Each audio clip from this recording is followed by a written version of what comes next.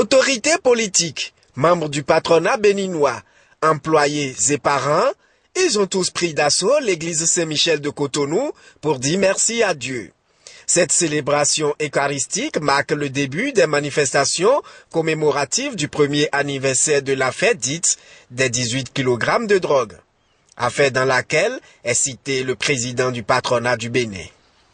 C'est Dieu, maître du temps et de l'histoire, que nous venons célébrer et glorifier pour ses œuvres dans la vie de notre frère Sébastien. Et même si la présente célébration évoque pour vous le souvenir douloureux d'un événement particulièrement éprouvant, nous savons bien que pour le croyant, tout est grâce. Tout est motif d'action de grâce. Nous pouvons être secoués et tourmentés par certains événements, mais nous ne sommes jamais désemparés. C'est pourquoi nous devons laisser le Seigneur conduire notre histoire. Et si vous le voulez bien, cher frère Sébastien, cette conviction profonde que vous avez déjà, le Seigneur voudrait l'approfondir dans votre cœur. Toujours laisser le Seigneur conduire votre histoire. La messe terminée, les amis et sympathisants de Sébastien Germain Adjavon ont massivement pris d'assaut la direction générale du groupe Kajafko Monessa. Tous ont réaffirmé leur soutien au président du patronat pour dire « plus jamais ça au Bénin ». Le 4 novembre 2016, en effet, 18 kg de drogue auraient été retrouvés dans des conteneurs du Maya du poulet du Bénin. Ce dernier crie à un grotesque montage pour le nuire. Quand on rentre en politique,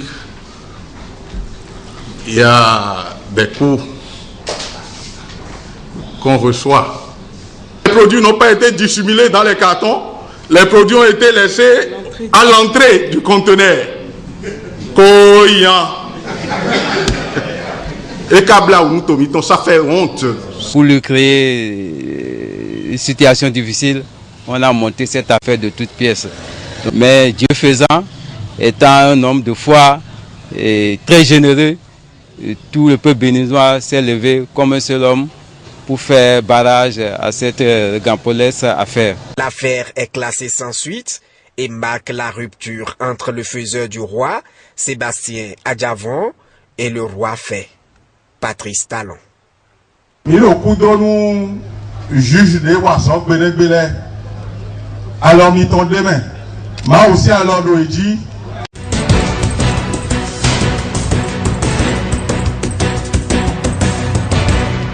Sauvons la fille mère.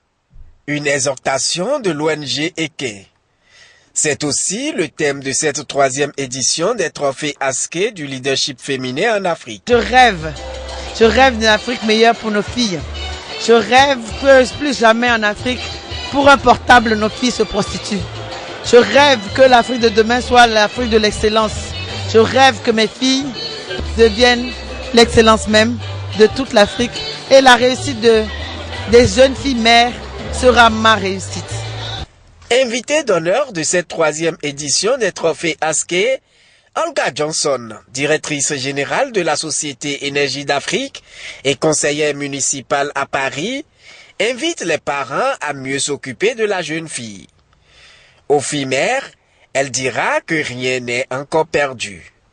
Et comme pour donner la preuve, l'ONG Eke vient de lancer à Porte-Novo la construction de centres de formation pour les jeunes filles mères.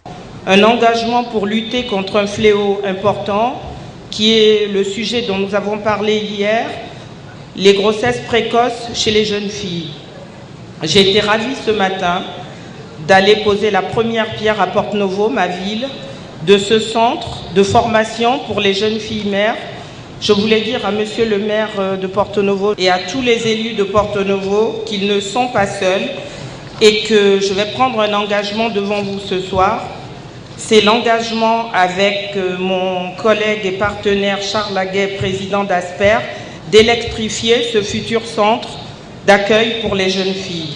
Cette 3e édition des trophées Aske a mis sous les feux de la rampe 10 Africaines fortes et battantes.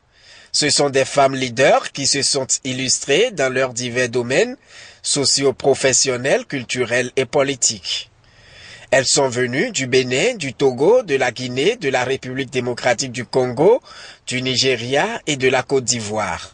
J'ai vu que c'est une institution qui a vocation à tout le continent africain. Parce que moi-même, je suis de la RD Congo, je ne suis pas béninoise, je ne suis même pas de l'Afrique de l'Ouest. Et j'ai compris que le jury mène vraiment des recherches pour tomber sur moi, en République démocratique du Congo, dans mon petit fief de Lubumbashi. Ça a été vraiment une bonne surprise pour moi. À la fin de la soirée de gala, les invités sont unanimes. Les trophées Aské viennent mettre en lumière les femmes qui œuvrent dans divers secteurs d'activité pour l'émancipation du continent africain.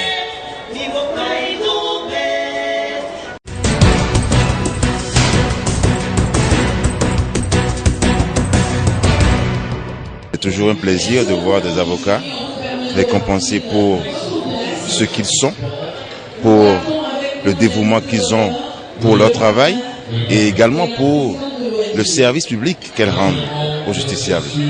Et c'est tout cela qui est célébré aujourd'hui dans le trophée Aské, qui est décerné à Maître Nadine Dessous et à Madame le bâtonnier du barreau de Lubumbashi. Madame Chimène Sosa a eu cette initiative et je souhaite que vraiment elle sera soutenue chaque année pour qu'on puisse honorer les femmes. Parce que c'est très difficile pour les femmes pour travailler. Vous savez, les maris, des fois, ne veulent pas. Là, quand vous trouvez une femme qui travaille, qui se bat, vraiment, elle est à féliciter. Et je pense que c'est une très bonne initiative. I'm happy to be at this event. J'exprime mes sentiments très heureux sur cet événement.